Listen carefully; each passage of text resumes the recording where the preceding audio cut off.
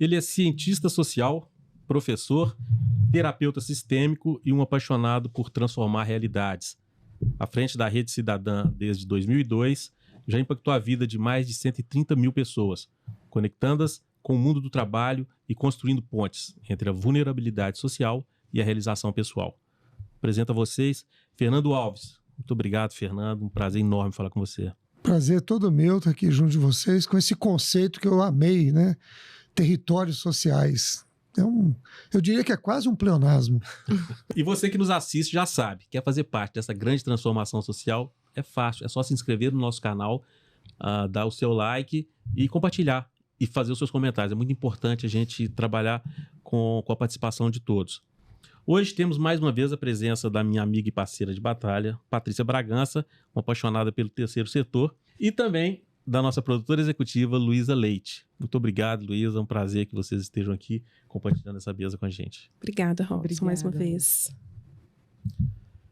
Fernando, eu queria começar. A Rede Cidadã já ajudou a transformar tanta gente, né? Mais de 130 mil pessoas nesse propósito de capacitar, de inserir no mercado, desenvolvimento pessoal. Eu queria que você contasse um pouquinho dessa história, como que você entra no terceiro setor, mas principalmente, por quê? Bacana, esse é um conceito fundador da Rede Cidadã, inclusive, que foi uma percepção, na minha experiência como administrador público aqui em Belo Horizonte, na época do prefeito Célio de Castro. Eu fui secretário de administração e depois ajudei a criar a Secretaria dos Direitos de Cidadania, da qual eu fui o primeiro secretário. E ali foi um grande aprendizado de perceber que o Estado não dá conta do social. Por mais que se invista, por mais recursos e por mais que tenha a verdadeira decisão política, que nem sempre tem, mas por mais que tenha, não dá conta do social, né? Tem um sociólogo inglês que tem uma frase brilhante, o Samuel Huntington, que dizia o seguinte: uma criança na rua é um problema muito pequeno para o Estado se envolver. Muitas crianças na rua é um problema muito grande para o Estado se envolver. Então, o Estado não dá conta do social sozinho. É preciso que um conjunto de atores entrem em cena. Então, a gente, quando fundou a Rede Cidadã, foi logo naquele momento que nascia no Brasil o movimento de responsabilidade social empresarial. Então, o Instituto Etos foi criado em 98.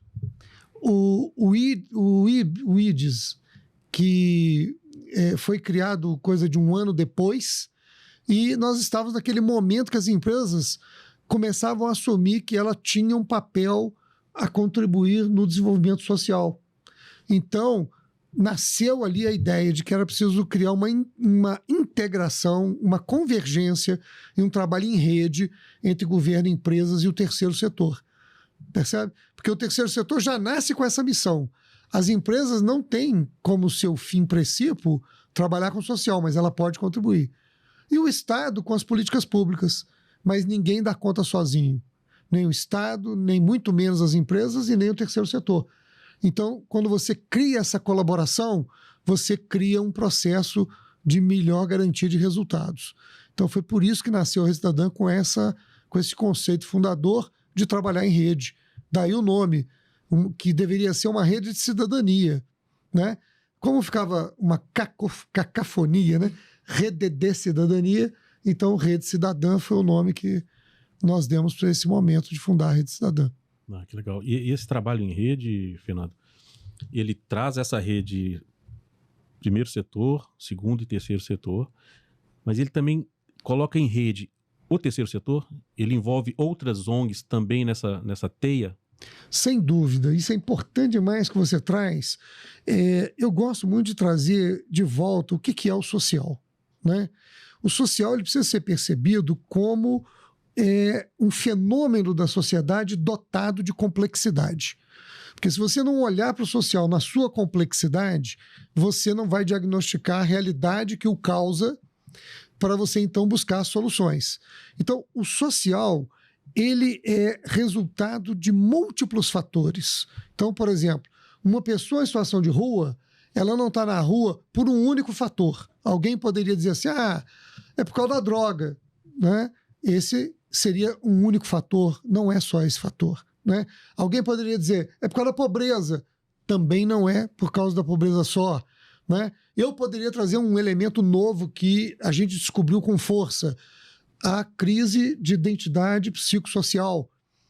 O problema socioemocional das pessoas é um fator fortíssimo do motivo da pessoa estar na rua, mas também não é o único. Então, o fenômeno social, ele é multifatorial e você precisa de encontrar respostas múltiplas.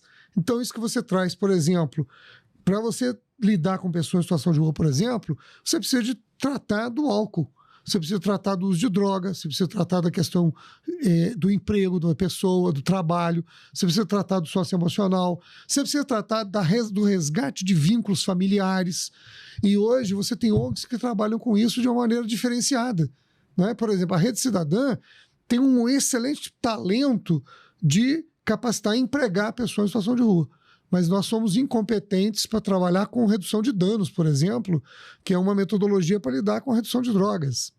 Então, nesse sentido, a rede de ONGs é fundamental que ela exista. Nós, do terceiro setor, vou me permitir dizer assim, nós precisamos nos unir para criar complementaridade, né? Inclusive, não tem trabalho em rede se não tiver complementaridade. E eu vou dizer mais, é preciso entrega conjunta. Se você me permite, eu vou falar de uma metáfora, que é a corrida de bastão. Corrida de bastão, você tem 4 corredores e quando o primeiro está correndo com o bastão, antes dele chegar no segundo, o segundo tem que começar a correr, porque senão o primeiro chega na velocidade que não consegue passar o bastão para o outro. E aí eu descobri que existem 10 metros que eles podem correr juntos na mesma faixa. Esses 10 metros de correr junto é o prazo para passar o bastão, porque em algum momento eles precisam segurar o bastão juntos, ainda que seja uma fração de segundos, senão o bastão cai. Assim tem que ser o trabalho em rede. Você pega algo que é o governo que faz, algo que uma empresa contribui, ainda que seja o financiamento, algo que uma outra ONG faz e você complementa, então tem que pegar o bastão juntos. Não pode cada um fazer o seu e dizer, bom, fiz a minha parte, virei as costas. Não vai funcionar. Entendi. Eu quero fazer uma pergunta, Fernando, dentro disso. A articulação é um grande desafio, né? Tudo isso que você está trazendo, ser o agente integrador, articulador de todos esses atores. Como a Rede Cidadã faz isso hoje através do seu trabalho? Perfeito. A gente já nasceu com essa visão, Patrícia. Você articula parceiros quando você reconhece a legitimidade dos interesses, né? Ninguém vai ser seu parceiro se não tem um interesse na parceria, não é?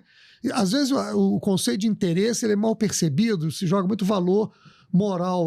Você está fazendo isso por interesse. Não, ainda bem que está fazendo por interesse, porque se tivesse desinteresse não ia fazer, não é? Sim. Então, o interesse é legítimo e é preciso que você crie o quê? Uma convergência de interesses, né? Então, qual é o interesse de uma certa organização? Ela tem o interesse de financiar os projetos dela, por exemplo, de trabalhar com drogas, né? Fazer a redução de danos de uma pessoa em situação de rua. Qual é o meu interesse, Rede Cidadã?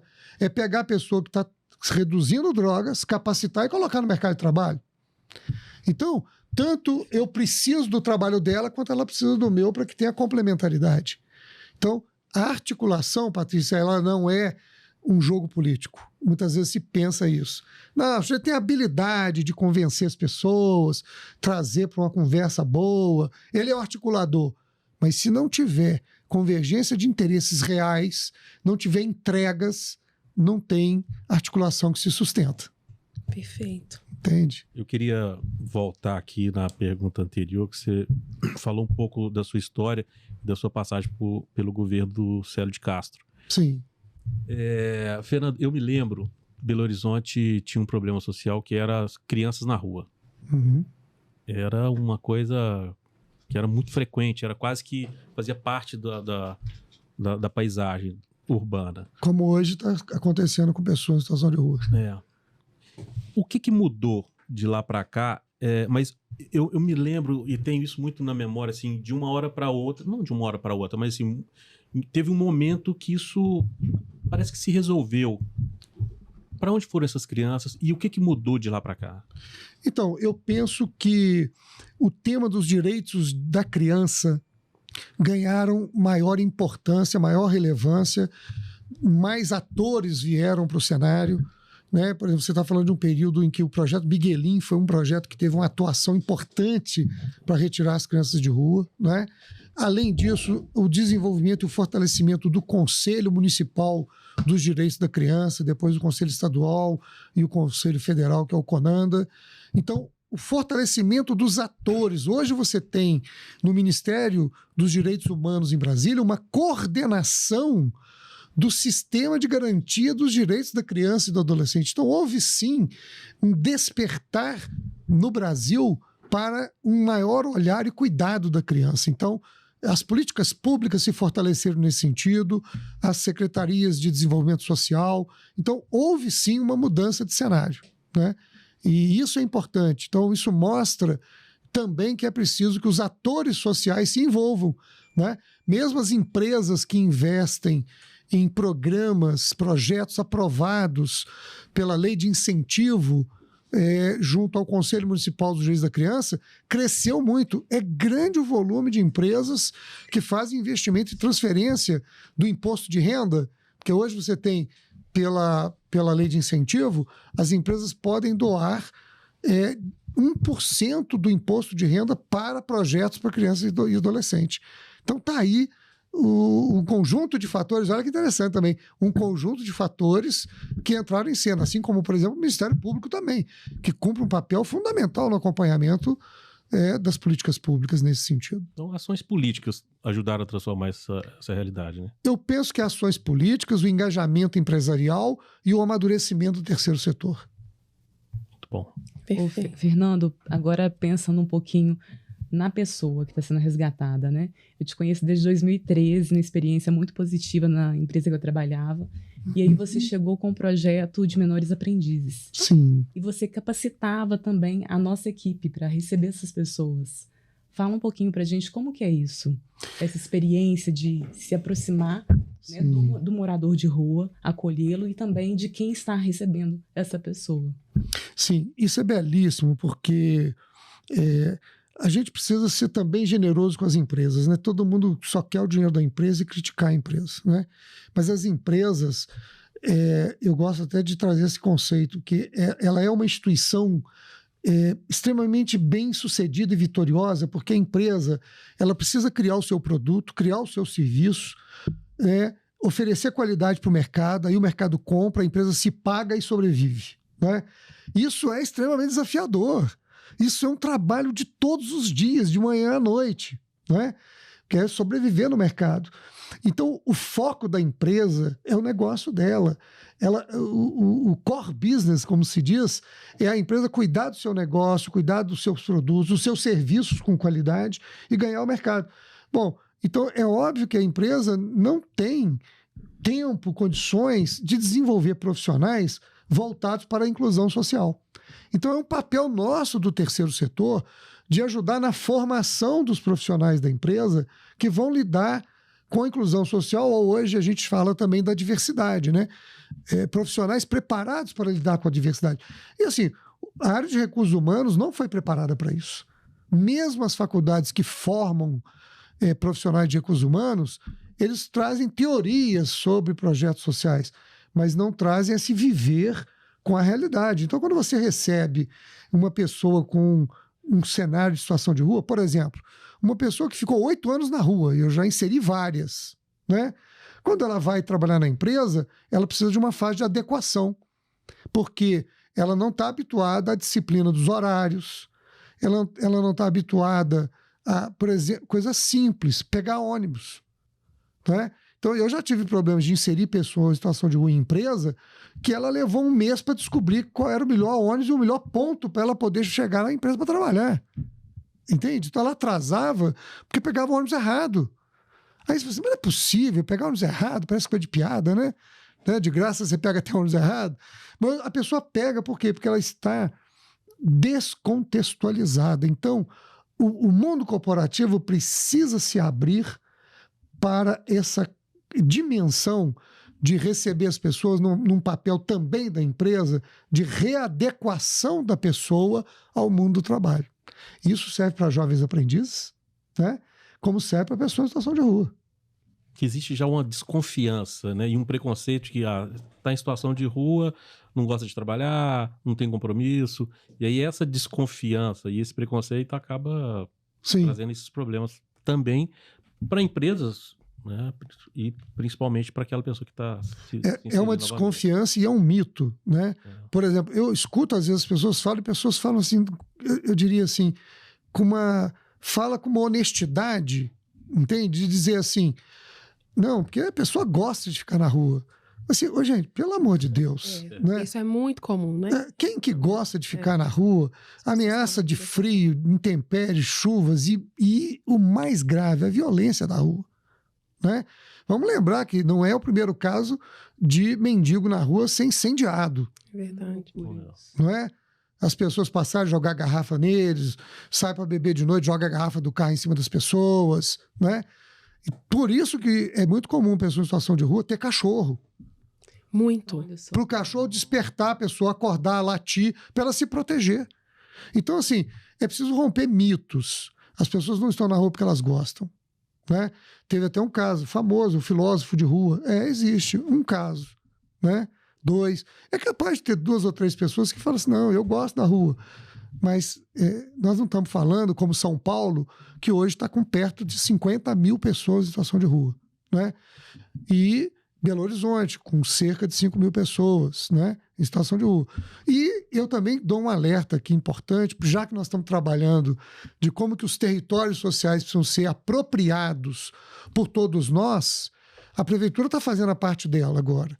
Está capacitando, inclusive contratou a Rede Cidadã, nós participamos de uma licitação. Que bacana. Ela está investindo nos abrigos, está investindo no treinamento, mas as empresas precisam se abrir para receber essas pessoas.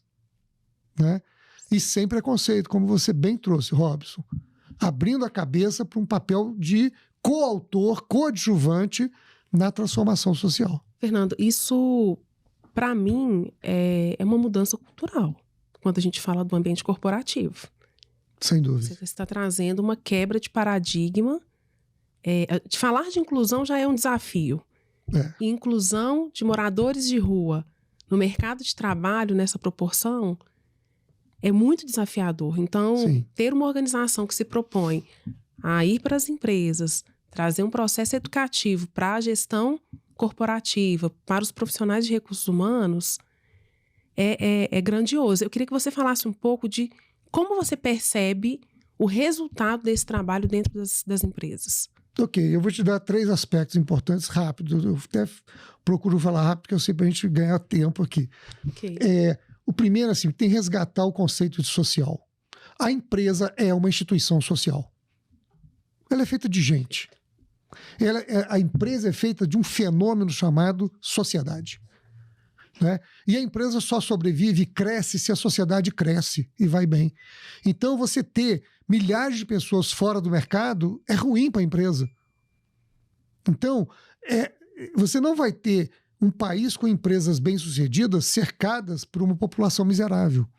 Então nós temos que mudar o cenário da pobreza para criar países, sociedades estáveis, em que a economia tem um círculo ou um ciclo virtuoso. Né? Então esse é o primeiro ponto que eu queria trazer.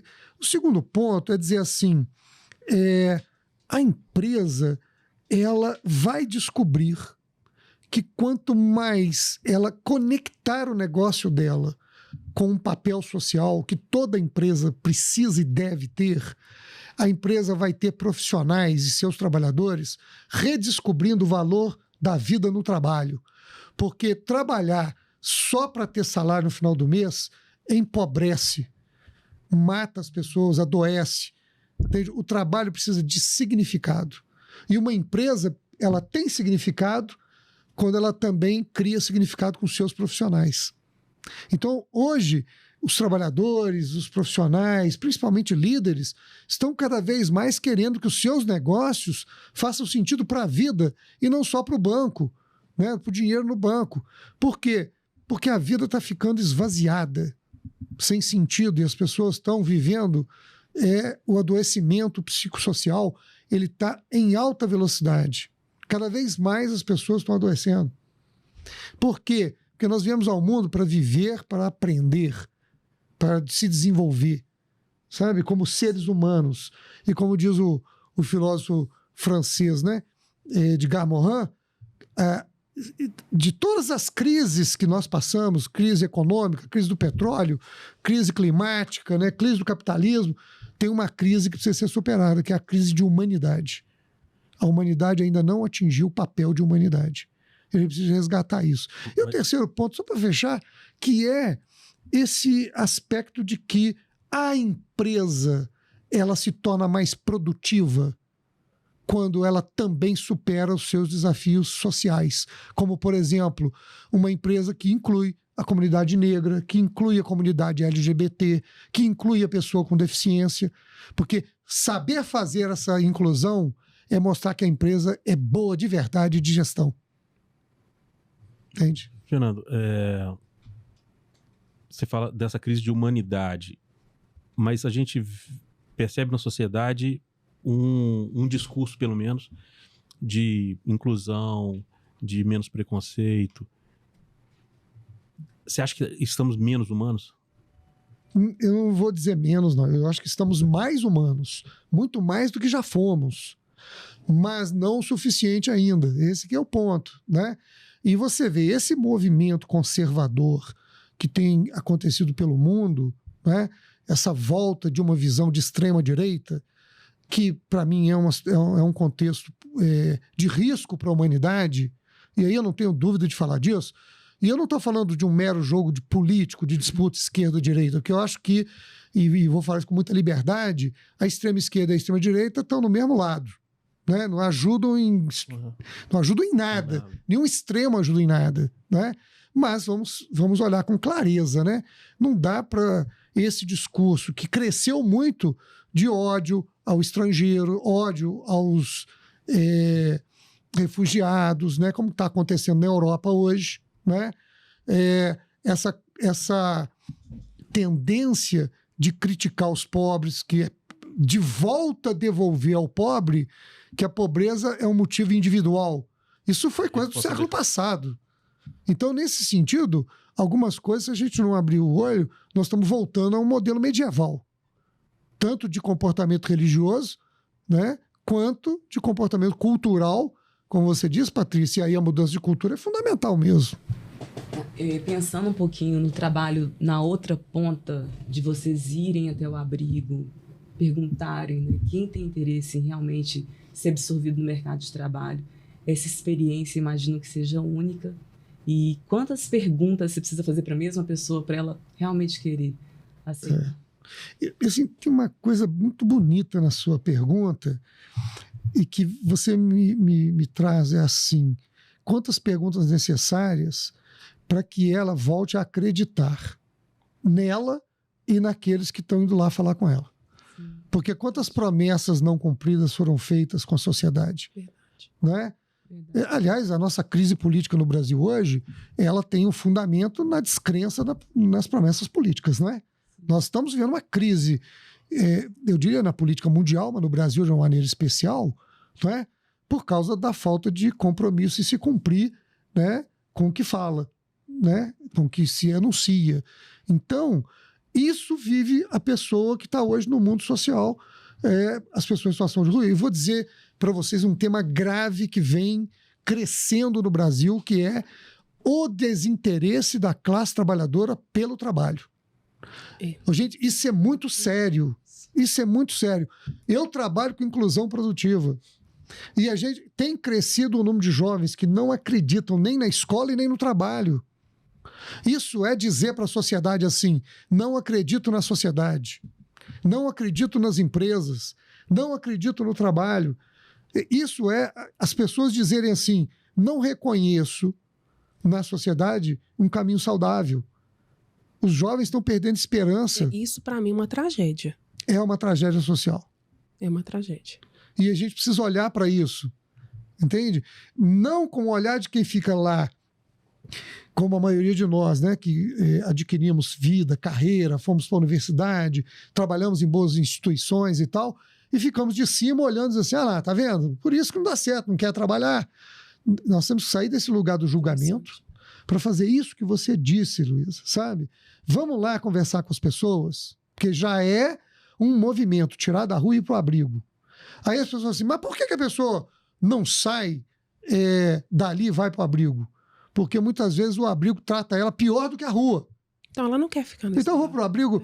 Olha, quantas pessoas em situação de rua lutaram para parar de beber, foi para o abrigo, né?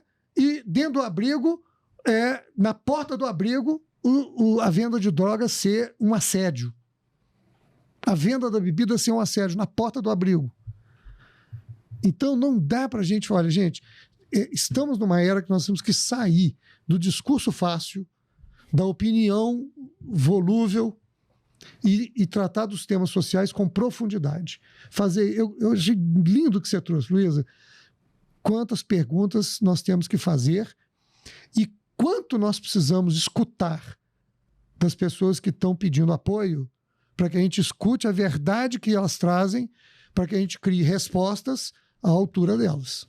E esse desalento, Fernando, ele não é apenas das pessoas em situação de rua, nem de classes vulnerabilizadas, né? Isso está na sociedade hoje, de um modo geral, né? A gente vê os jovens, adolescentes, sem um interesse pela escola, por um trabalho.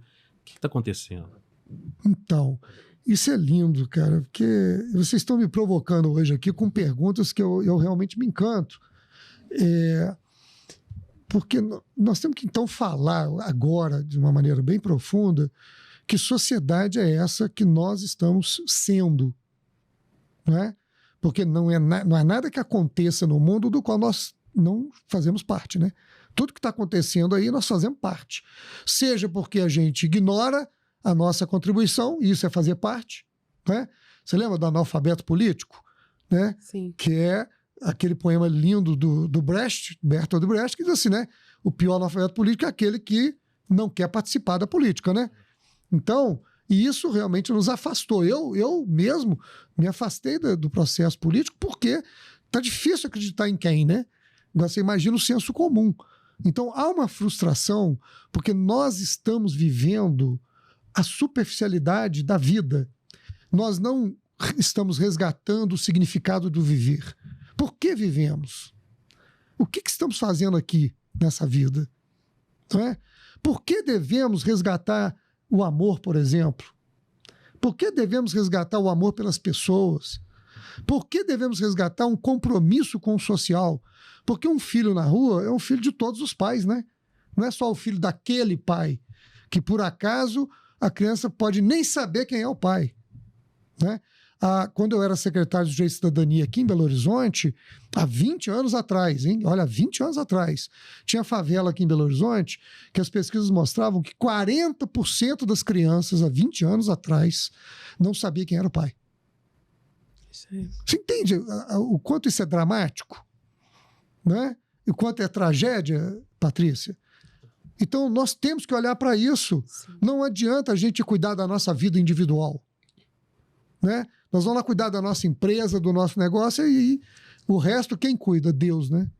Fernando, é muito interessante isso que você traz, porque enquanto terceiro setor, eu vejo que nós temos a responsabilidade de educar essa sociedade, resgatando isso, né? E que não é fácil. E acolher as crianças, as pessoas, os moradores já numa situação de vulnerabilidade, profissionais do terceiro setor que estão lidando com essa rotina, cuidar desses profissionais também, porque a gente sabe que adoece também, lidar com a vulnerabilidade, e educar toda uma sociedade para resgatar as perguntas elementares, essenciais, e que nós já deveríamos todos, né, nascer com essas perguntas respondidas de alguma forma. Uhum.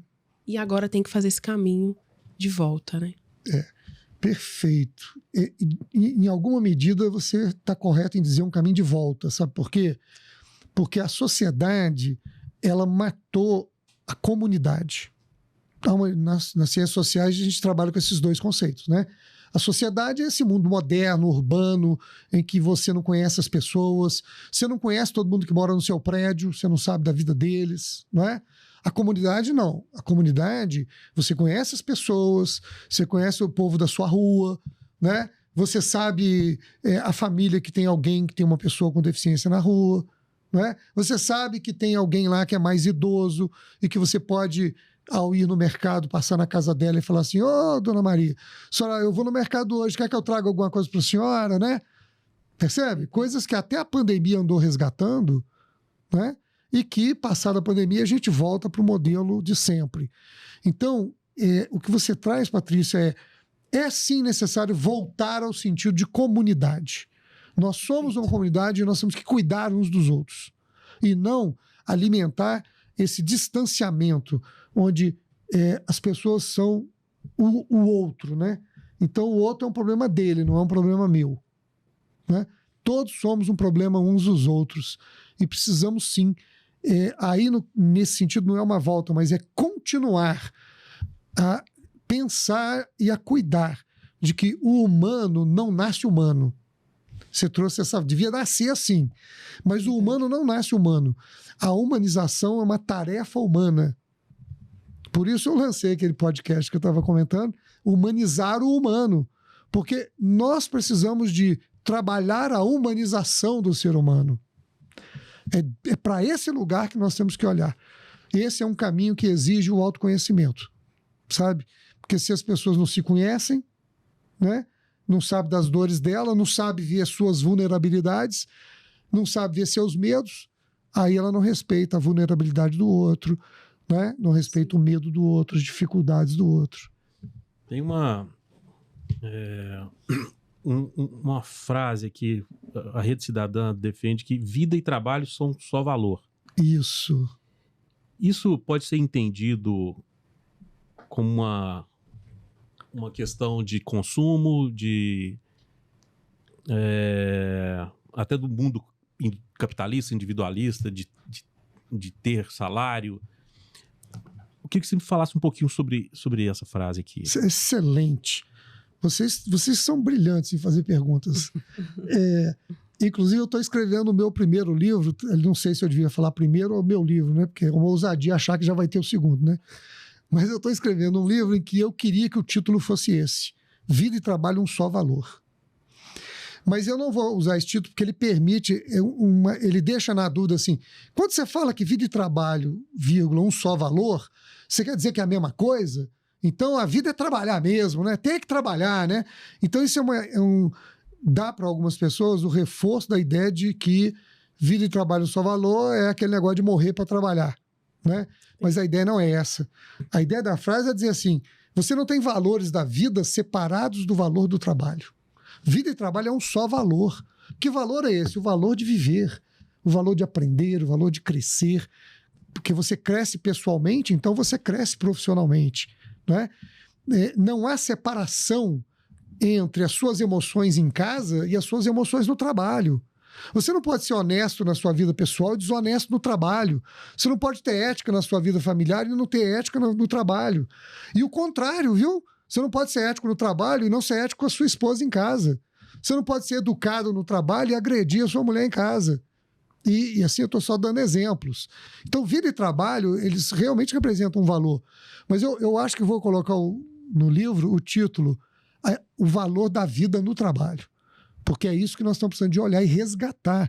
Que trabalhar é uma tarefa de construção do humano, né? A palavra trabalho teve duas experiências na história. No mundo romano, escravista, né? Escravagista, a palavra o trabalho era conceituado pela palavra tripalium, objeto de tortura. Que é um objeto de tortura. Já no mundo grego, a palavra que traduzia trabalho era a palavra poiesis, que significa aquele trabalho que constitui o ser. Então, quando você faz um trabalho, o trabalho constitui a pessoa. O Vinícius de Moraes tem um poema muito bonito chamado Operário em Construção, em que o Vinícius diz assim: e o operário faz a coisa, mas a coisa também faz o operário. É verdade. Sabe? Então, essa entrevista aqui que vocês estão fazendo é um trabalho. Eu tenho certeza que eu estou melhorando o que eu sou dando a entrevista. E vocês estão melhorando o que vocês são fazendo as perguntas. Sem dúvidas. E, Fernando, você tem algum caso que te marcou nesses 22 anos de Rede Cidadã que vale a pena a gente contar aqui, lembrar de toda a trajetória, toda a trilha que essa pessoa, desde uma ponta até a outra ponta, foi absorvida pelo mercado de trabalho e trouxe essa gratidão em tudo, né? Sim. Olhar, assim, desde a relação com o trabalho, mas com a vida no dia a dia. Sim. Eu tenho uma dezena deles, ou dezenas deles, né? E você falando, eu fui tentando resgatar alguns, eu vou falar de alguns bem-sucedidos e alguns que eu acho que, infelizmente, a gente não deu conta. Quando você fala, eu trago alguns cases aqui, bem-sucedidos e não-sucedidos. Por exemplo, hoje nós temos 2 gerentes no McDonald's que foram pessoas em situação de rua em São Paulo. Fantástico. 2 gerentes. Inclusive, nós tivemos um evento no mês de fevereiro desse ano, em que a gente pediu o McDonald's para dar um depoimento da sua experiência, porque só em São Paulo o McDonald's contratou com a Rede Cidadã naquele período de 2017, 18 e 19, 200 pessoas em situação de rua. Nossa. Isso é muito expressivo, entende?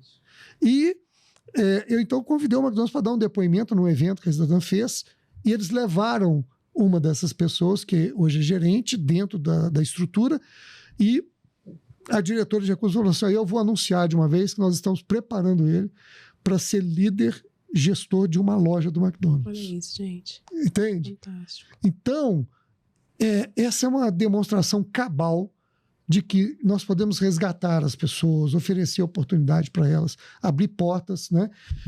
Nós temos uma empresa em São Paulo que é da área de limpeza e serviços gerais, que eu me assustei outro dia. Neste evento lá de fevereiro, essa empresa ela chegou a contratar coisa de 300 pessoas. E eu não imaginava que ela, ainda hoje, que eu estou falando de 2019, nós estamos então em 24, né? 5 anos depois, essa empresa tem 130 pessoas que são daquela época e continuam trabalhando na empresa. Gente, são dados impressionantes. Impacto, né? Principalmente ciente dos turnovers que a gente tem, que são absurdos. Não, essa empresa, ela chegou a dizer para mim assim, na época, que o turnover do funcionário normal, abre aspas, né, com conceito de normal, o regular, vou chamar assim, era maior do que o das pessoas que estavam vindo de situação de rua. Compromisso moral, né? Eu acho que é uma coisa de conseguir uma solução para a vida, né? Ainda que seja aqui um trabalho, né, mais simples, etc. e tal, né?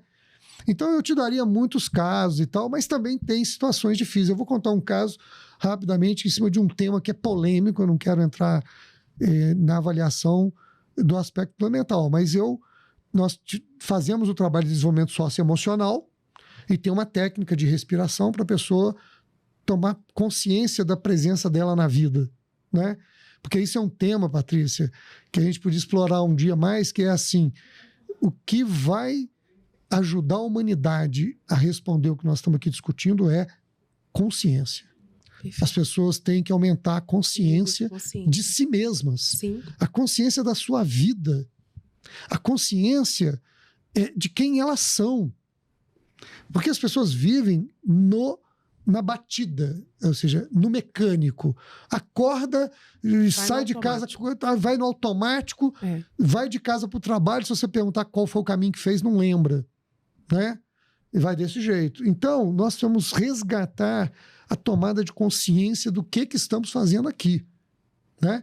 Então, esse exercício que a gente faz é de tomada de consciência das pessoas da base da pirâmide social, sobre a vida delas, para que elas queiram contribuir com um mundo melhor. E aí, nesse caso, uma das pessoas, que era um cara de 28 anos, isso lá em São Paulo também, ele estava participando do processo de respiração e ele deitado, né? Porque o processo é deitado. E ele sentava, aí ela, não, deita de novo. Ele disse, não quero.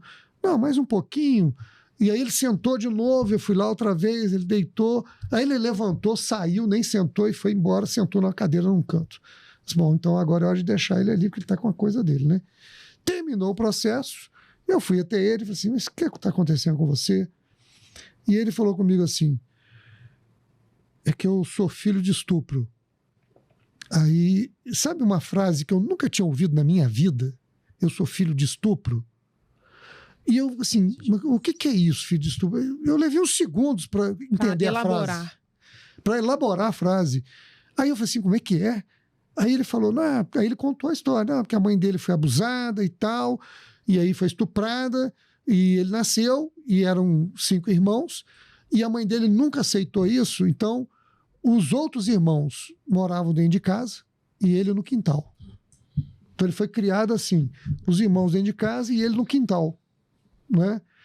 Então esse cara, a dificuldade de adaptação dele é enorme. Nós não conseguimos segurar ele. Ele foi empregado, ele não ficou no emprego.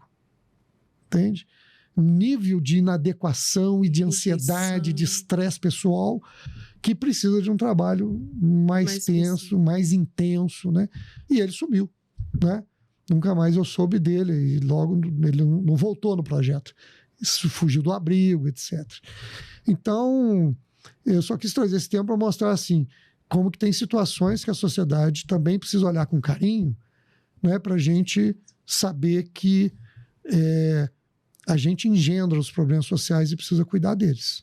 Dentro dessa questão do trabalho de autoconhecimento, né?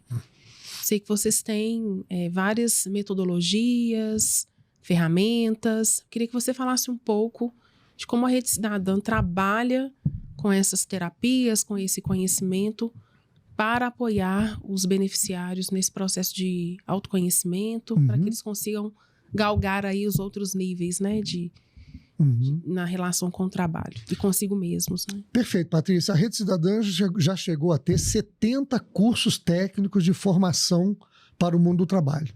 Desde cursos de tecnologia, de formar programadores, até cursos, por exemplo, de camareira, né? E com o tempo a gente foi percebendo que isso não fazia diferença para as empresas. Porque hoje, até mesmo numa área simples, que é limpeza, serviços gerais, a empresa, ela mesma treina os seus profissionais. Por exemplo, você não dá um curso de limpeza para a pessoa, ela vai trabalhar em qualquer lugar. Por exemplo, numa empresa que faz limpeza de hospital, a técnica de limpar vidro é diferente de uma empresa que presta serviço de limpeza em escritórios. Então, cada empresa treina os seus funcionários, né? O McDonald's treina os seus funcionários com características específicas diferentes do McDonald's treina, né? Quer dizer, o McDonald's treina diferente do Burger King. E são 2 empresas de hambúrguer, né? Então, a gente descobriu que isso era desnecessário. Segundo, a gente descobriu que o que demite as pessoas são os comportamentos. E a maior dificuldade das pessoas, e aí não é só da base da pirâmide, a maior dificuldade das pessoas nos relacionamentos em ambiente de trabalho é comportamental, tem a ver com o seu emocional. Então nós começamos a investir nisso e hoje eu digo para vocês, não tem solução social sem cuidar do emocional das pessoas. Não tem. Todo projeto social vai estar limitado no seu sucesso se não trabalhar o emocional. Você usou um conceito de soft skills momentos atrás. Porque os soft skills do passado, que ainda é assim para muitas organizações, é falar de noções de cidadania, falar de bons comportamentos e tal, mas falar não resolve. É preciso trabalhar os traumas das pessoas, é preciso trabalhar terapeuticamente. E o que é que nós descobrimos na rede? Eu sintetizo a nossa metodologia em 3 passos. Primeiro, nós vamos resgatar o corpo de volta, porque nós estamos vivendo uma sociedade como se nós fôssemos do pescoço para cima, uma sociedade mental. Então o que vale é só o mundo das ideias. Nós perdemos o corpo. Oi? É o cérebro, né? O penso, logo existo, do Descartes. Não é? Por que não é sinto, logo existo? Porque não é como, logo existo. Ando, logo existo. Não, penso, logo existo. Então, é o império da razão. E que é um falso império, porque todo mundo fala e tem uma dificuldade enorme para viver o que fala. Então, está comprovado que não é a razão que nos orienta. Né? A racionalidade, sim, ela é importante, ela faz parte. Mas você precisa resgatar o corpo de volta. Então, o primeiro movimento é resgatar o corpo de volta. Por quê? Quando você resgata o corpo, você resgata a morada das emoções. Porque a emoção não é uma ideia.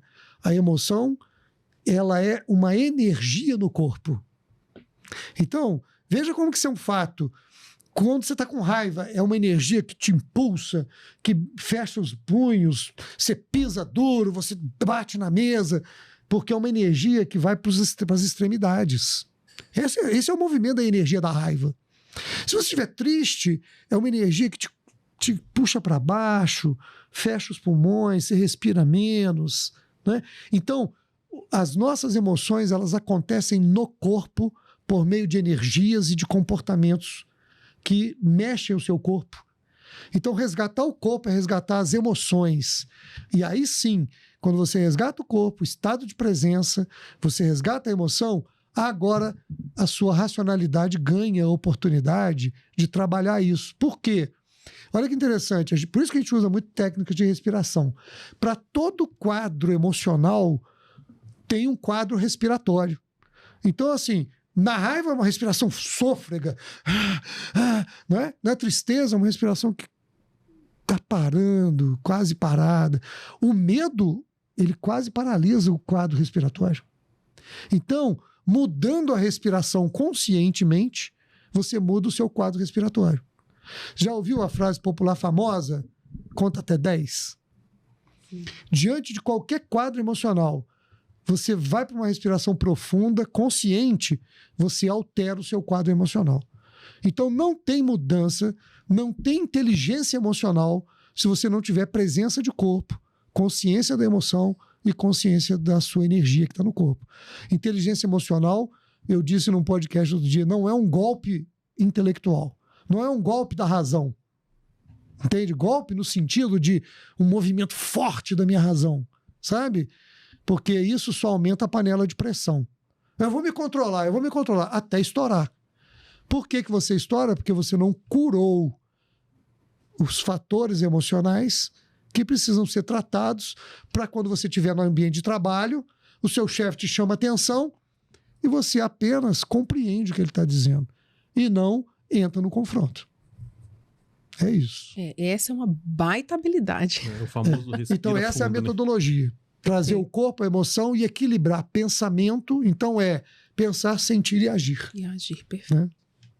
É o clássico respirar fundo, né? Tem que respirar fundo.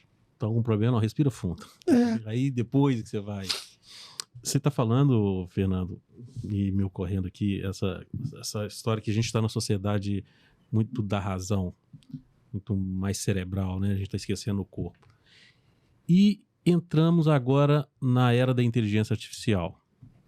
Então a gente está transferindo para a máquina essa nossa capacidade de pensar de uma forma rasteira. Não é rasteira, não. Está acontecendo mesmo. O que vai sobrar? Não tem mais corpo e a gente vai transferir essa nossa capacidade de pensar para a máquina.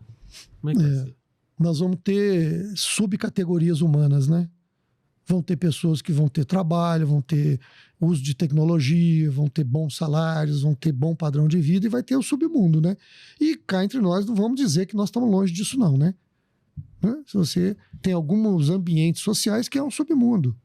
Então, isso é muito sério, é muito grave. E o mais grave disso, e que está assim, extremamente nos preocupando, na Rede Cidadã, o meu conselho, que é um conselho de empresários da Rede Cidadã, nós estamos discutindo hoje a Rede Cidadã 2050. E como nós somos uma organização de inclusão social, de inclusão no mercado de trabalho, isso é um tema seríssimo para nós. Sabe por quê? Porque nós estamos caminhando para a menor taxa de trabalho no mundo. Sabe? Eu tinha feito uma pergunta, né, nesse sentido, que tem um contingente enorme de pessoas que não passaram pela revolução digital. Sim. Mal sabem usar. E agora já são atropelados por uma outra revolução. Exato. O que faz? Então, eu queria só não corrigir, mas esclarecer quando eu falo de menor taxa de trabalho, porque hoje o Brasil até está com uma taxa boa de emprego. Mas por quê? A onda da substituição, da automação e da tecnologia ainda não chegou no Brasil na velocidade que está vindo para muitos países, né?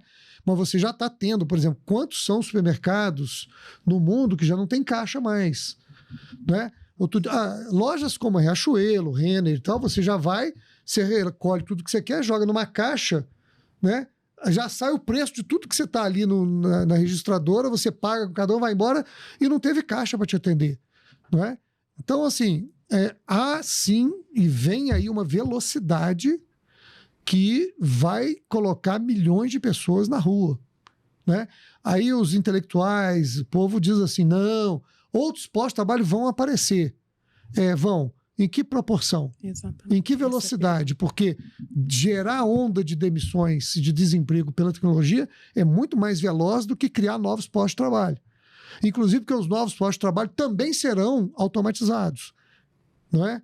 Bom, há uma vantagem positiva em tudo isso, que eu tenho uma visão otimista da humanidade. E tanto que eu acho que nós estamos melhorando, não está piorando. Em que pese que existam lutas, conflitos, volta e meia alguém quer voltar para a Idade Média, né? Como, por exemplo, propor a substituição da democracia, né? Que na minha opinião, é lastimável alguém pensar na hipótese de não encontrar solução dos problemas que não seja pelo caminho democrático, né? E é um pensamento corrente, né? Crescente. Não é isolado, não. Crescente. É crescente. Então, nós temos que enfrentar esse debate com honestidade, com ética, né?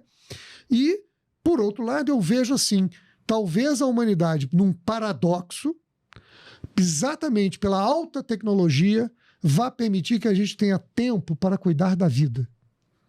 E que a gente tenha tempo para ter mais jovens, mais pessoas se desenvolvendo do ponto de vista da cultura, aprendendo a ler, aprendendo a interpretar filmes, porque não basta ver o filme, tem que interpretar o filme. Aprendendo a fazer do lazer recurso de crescimento e não só de enebriamento, sabe? Então, nós vamos ter, com a tecnologia, mais tempo para viver a vida e também para cuidar de pessoas. Então, por exemplo, cuidar de idosos. Ontem, um dos meus colegas diretores na Rede Cidadã, o João Paulo, estava dizendo assim, em 2050 se prevê que o Brasil já vai ter muito mais idosos, né, do que jovens e a população até 30 anos, né? Gente, nós vamos ter que olhar para isso. Nós vamos ter que cuidar dos idosos, não é? Cuidar da gente. Cuidar da gente, aliás, mas vamos ser nós, né, Luísa? Nós não, vocês, Luísa, eu nem vou estar lá mais, né? Não, agora Então, longevidade vamos ver. esticou. Então, assim, talvez, Robson, na sua pergunta, venha a oportunidade da gente exatamente ter tempo de ser e não só de fazer. Mas você acredita que é possível democratizar essas tecnologias? Eu acho que é inevitável que se democratize, sabe? Na época da pandemia, a Cidadã teve uma experiência muito interessante. Nós chegamos a comprar 100 computadores para colocar na mão dos jovens, porque estavam na pandemia, a gente não podia fazer a formação presencial, comprar 100 computadores, entregar para ele na casa dele com um chip de internet para a gente continuar a formação deles, né? Cara, não falta dinheiro. Não falta dinheiro para a gente humanizar o humano. Não falta dinheiro para virar esse quadro que está aí. Agora, realmente, os líderes precisam de mudar a mentalidade, porque nós vamos precisar, sim, valorizar a vida no trabalho. Valorizar a vida no trabalho significa que nós vamos ter que cuidar das pessoas no trabalho. Aliás, você falou, Patrícia, uma coisa importante, cuidar de quem cuida, né? Que é cuidar das pessoas que estão cuidando do social também, porque elas também adoecem se você não cuida delas, né? Então, eu diria que hoje, talvez um grande tema para o mundo corporativo venha a ser mesmo cuidar dos seus profissionais na perspectiva de humanizá-los. Nesse sentido. Ontem eu li a respeito de uma empresa que vai estar no Congresso Nacional de Recursos Humanos aqui no Brasil, de um empresário chamado Ricardo Costa, em Portugal, que tem uma construtora com 300 funcionários, e ele criou um departamento novo. É o Departamento de Promoção da Felicidade. É um departamento da empresa, né? Na Rede Cidadã eu criei uma diretoria de humanização, porque nós temos que humanizar os nossos profissionais. Porque, vamos dizer assim, é porque está trabalhando na Rede Cidadã que ele está preparado para a vida? Conversa fiada. Começa de dentro, né? Começa de dentro. Quantos funcionários eu tenho que ainda não sabem direito da atenção que o outro precisa naquilo que você trazia, Luísa? tem que fazer todas as perguntas até o outro se engajar na sua proposição social. E pensando nas verticais, mente, mãos e coração, né, que vocês estão trabalhando aí na Rede Cidadã. Sim. Isso precisa se estender para a turma também que está fazendo movimento Ah, da é. Rede Cidadã. E esse trabalho você faz internamente. Nós temos que dar exemplo, né? A Rede Cidadã tem que dar exemplo dentro de casa. Nós temos que cuidar das nossas pessoas. E eu falo isso, assim, até acho legal esclarecer. Cuidar de gente não é ser paternalista, não é passar a mãozinha na cabeça.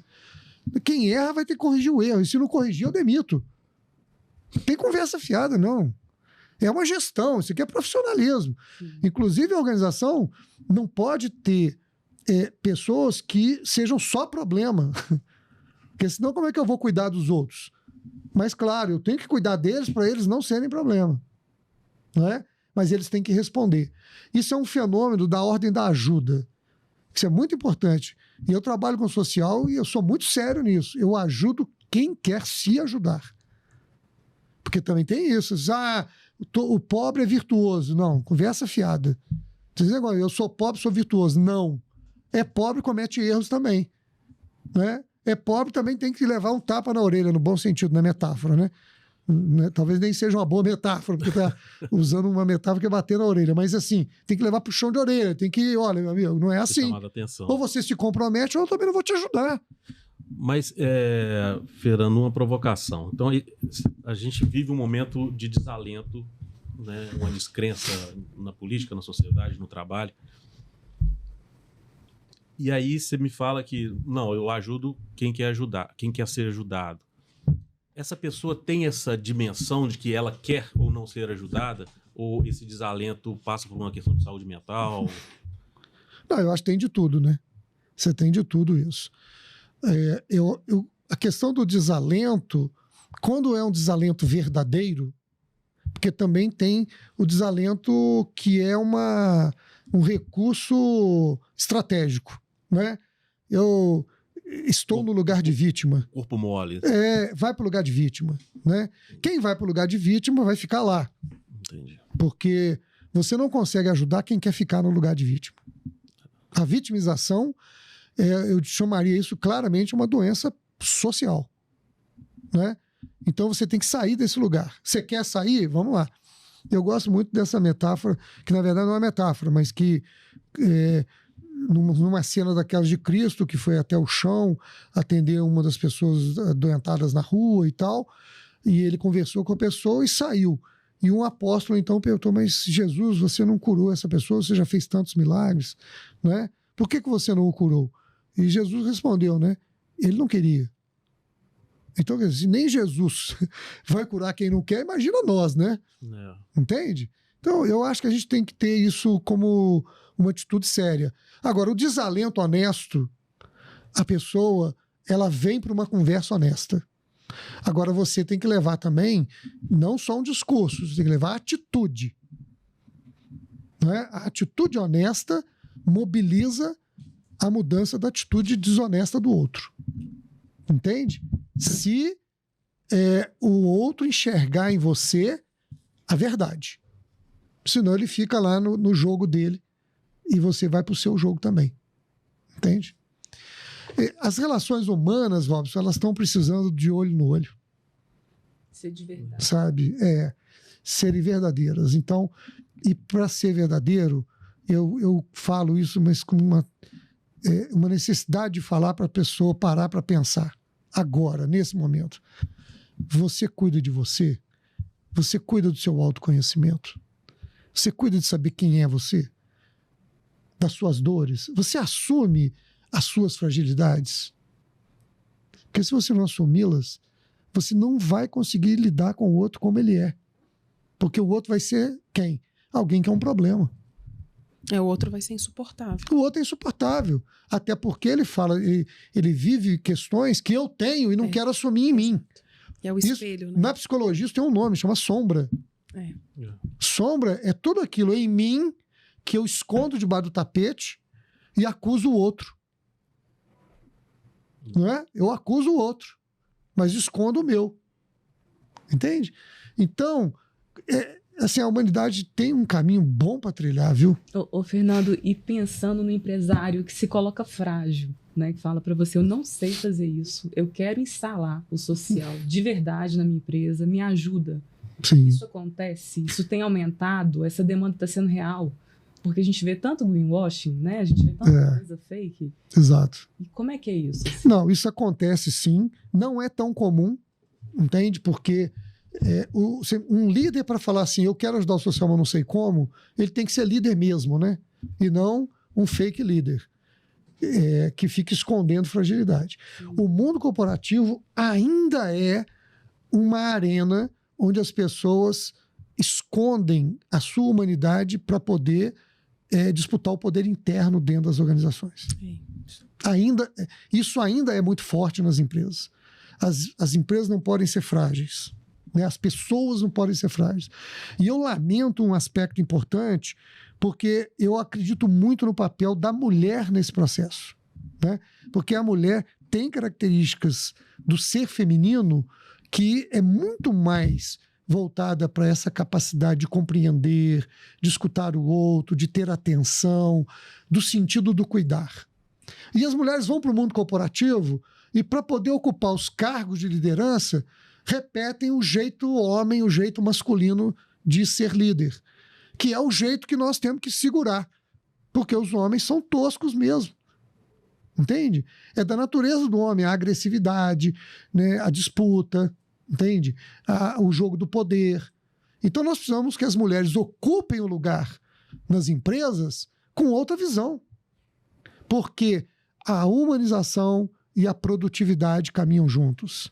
É uma idiotice achar que cuidar de pessoas é antagônico à produtividade. É antagônico a gerar resultados financeiros. Muito ao contrário. Eu concordo. As pessoas têm que mudar essa mentalidade. E se hoje, assim, surge uma empresa, né, e precisa desse suporte, ela faz contato com você, como que funciona, assim?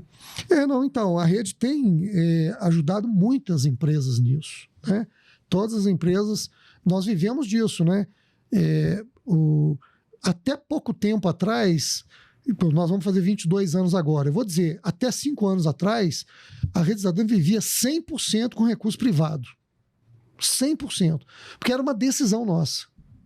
Então nós olhamos para o cenário assim, mas tem tanta organização social aí, que nem sempre entrega o resultado que precisa com projetos públicos. Por que nós que estamos aqui, altamente profissionalizados, comprometidos de entregar resultado, por que a gente não vai disputar licitações também, né?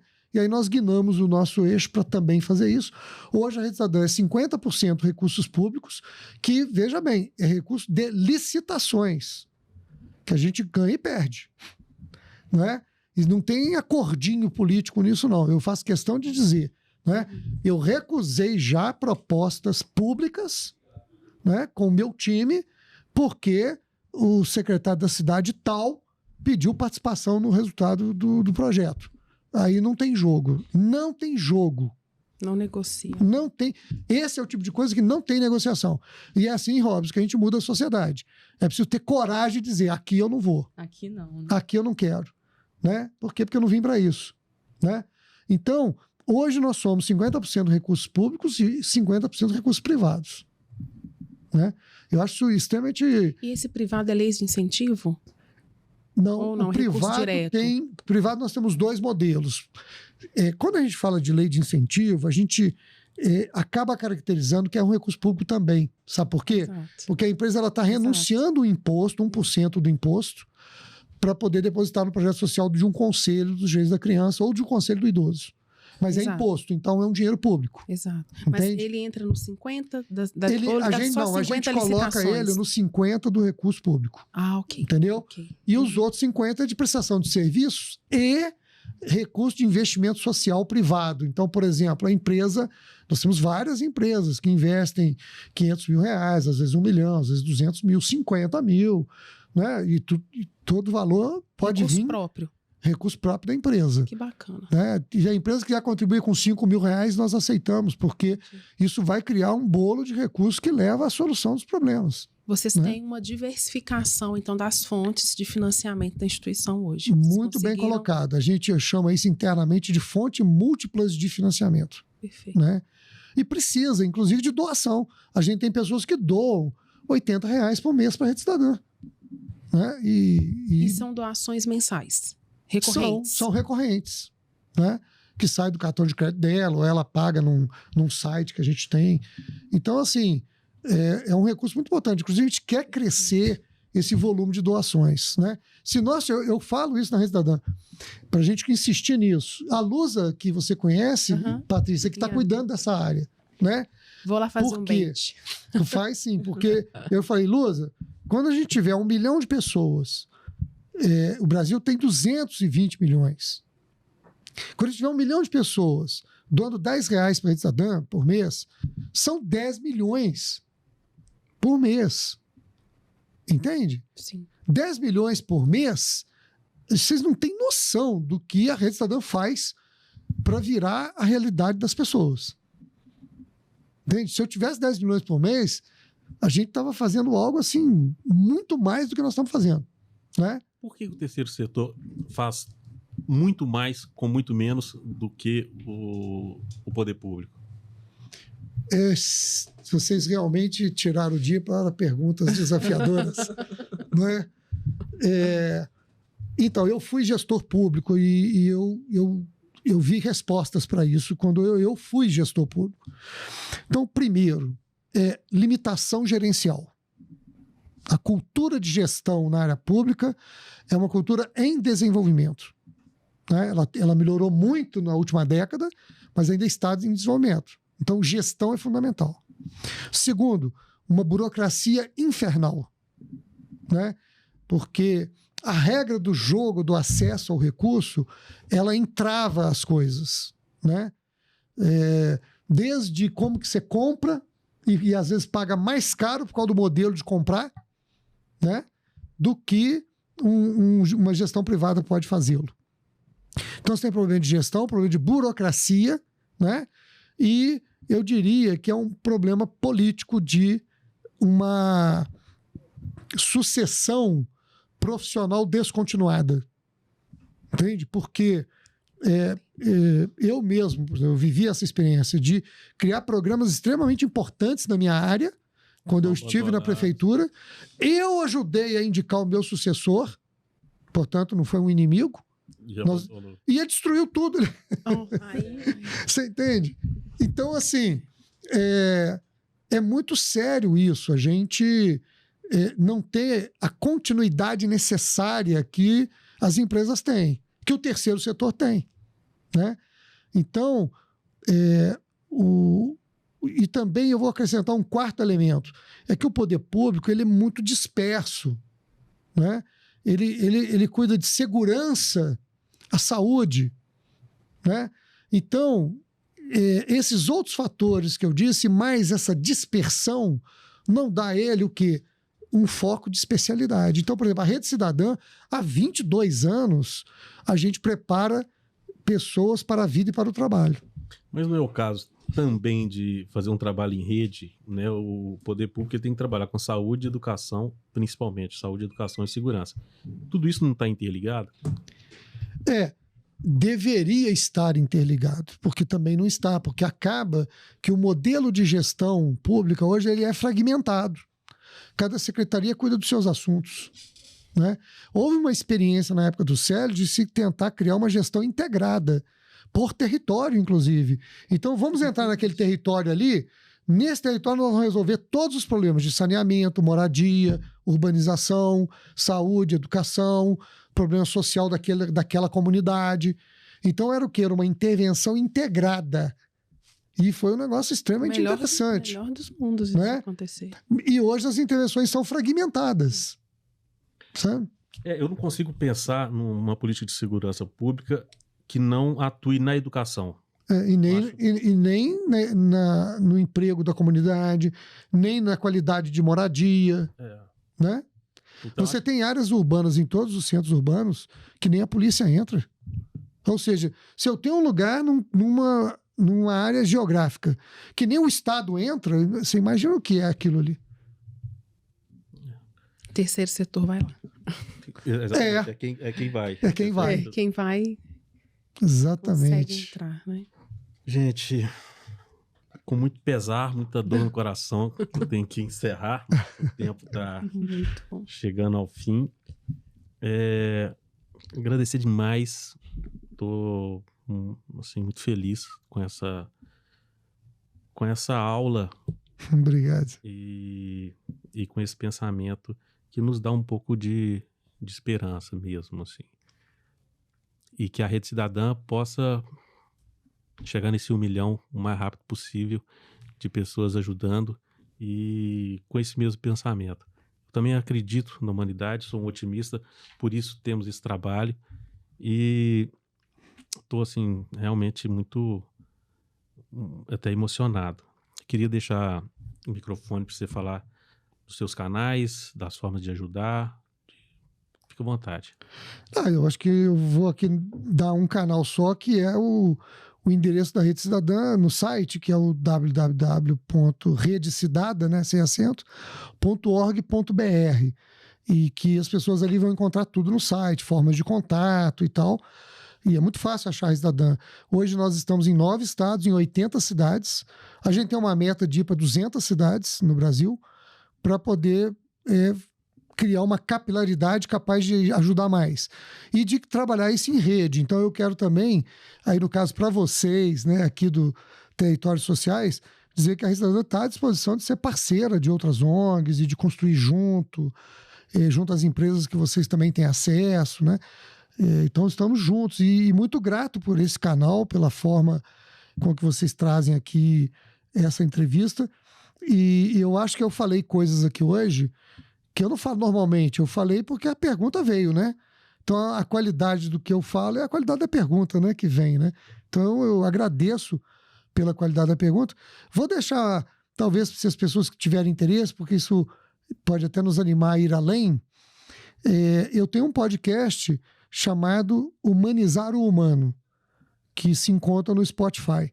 Então, se as pessoas quiserem ter acesso, eu acho até que no site da rede tem uma indicação também, que tem em site gratuito, porque o Spotify é para quem tem o programa, né?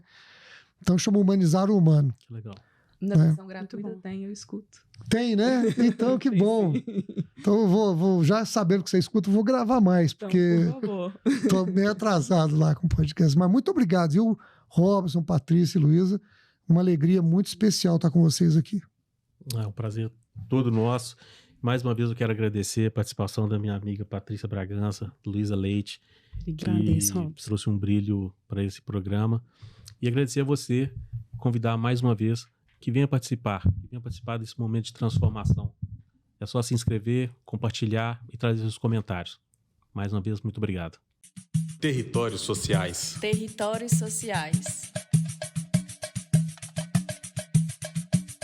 Territórios Sociais.